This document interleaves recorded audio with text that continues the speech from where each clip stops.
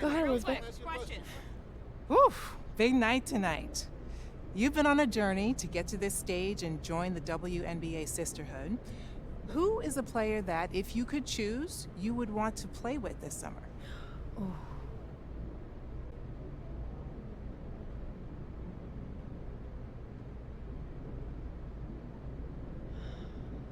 Angel Reese. Angel Reese is a role model to me. She is one of one. The way she carries herself and drowns out all the noise while remaining unapologetically Angel.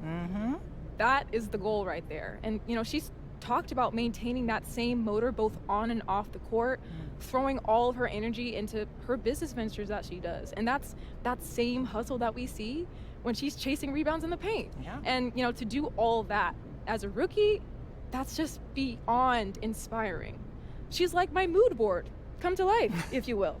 I like it.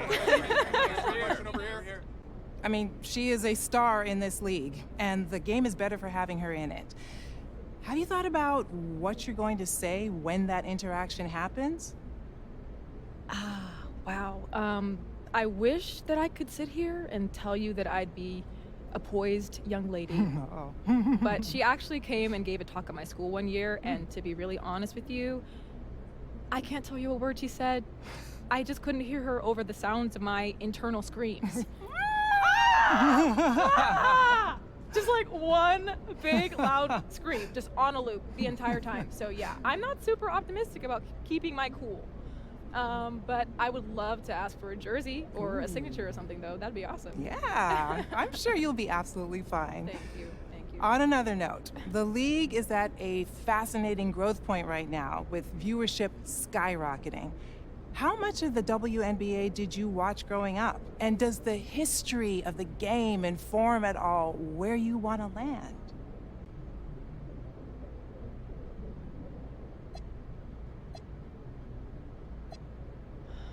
Honestly, it truly doesn't matter to me where I land because there are literally no bad options here. This here, right now, has been my dream for so long. And honestly, I'm ready to skip the rest of tonight so I can find out where I'm going. So I can trade in these heels for a pair of kicks and get to work. The spotlight has definitely been on women's sports these last years.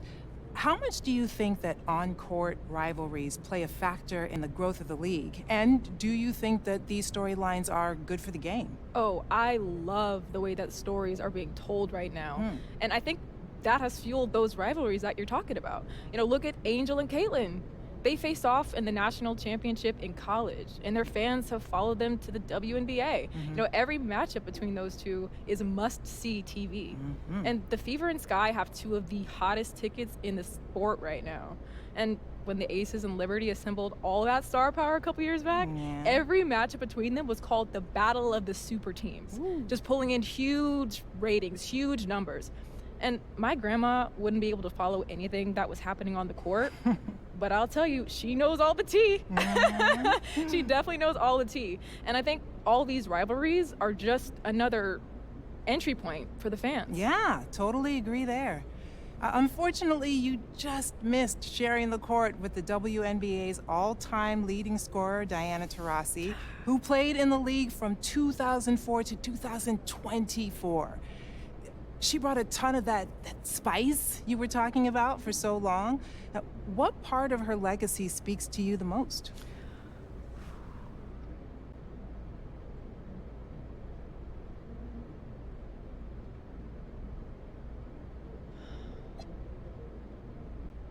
DT scored more than 10,000 points in the greatest league in the world. That is wild. 2 decades, she just kept putting up buckets. That longevity is incredible. The hours that she spent in the gym when the lights were low and the stands were empty so that she could shine when it mattered the most. You know, as someone who loves to score, she is my GOAT. Best to ever do it. That's right. For the fans who might not know you yet, what do they need to know, either on or off the court?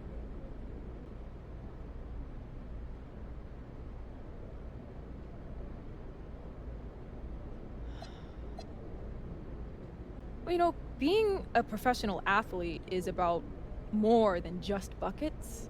You play like Paige on the court, but you can make an impact like Tamika Catchings or swing cash off of it.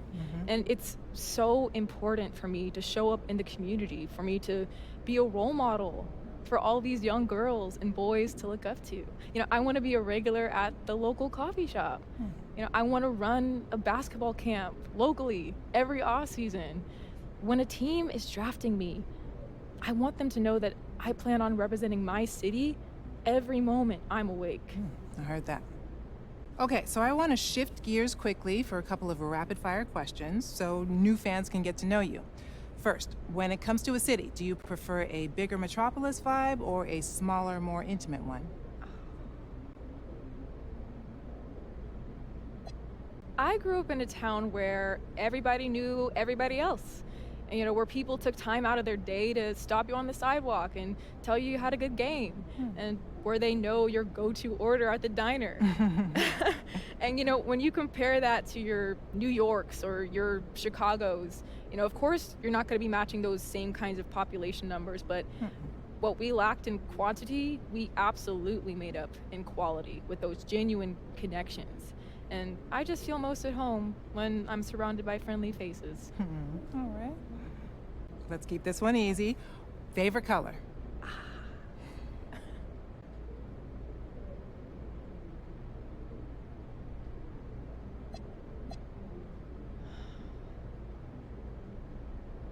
Ooh. Black. Okay. One year, Skylar Diggins-Smith showed up to the WNBA All-Stars in this long black trench coat, sunglasses, black leather heels, long black dress underneath. My goodness. I had that same look as my phone background for like months after she showed out like that. How about this? On a day when you've got nothing scheduled and you can just relax on the couch, what is your go-to cheat meal?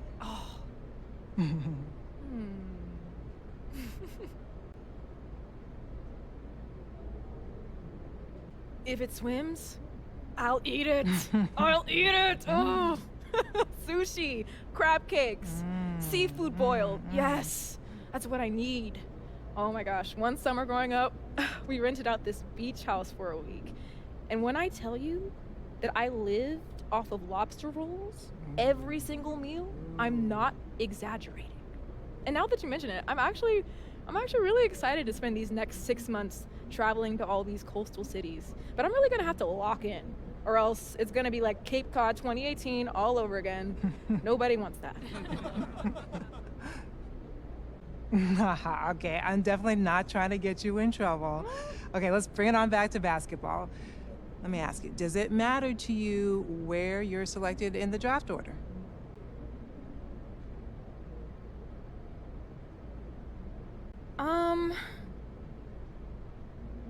Yes and no. How is that for an answer? Look, this is the toughest professional league in the world when it comes to cracking a roster, and it just keeps getting harder and harder the further you are along in the draft order. And there was that documentary, the 144, a few years back, and I know we're up to 156 with the Valkyries, but still. That being said, if you presented me with the option between a high draft number and a strong fit within an organization where I can really, see my game blossom while I adjust to the pro level, I would take that second option every time. Thank you so much. Thank you. Yeah.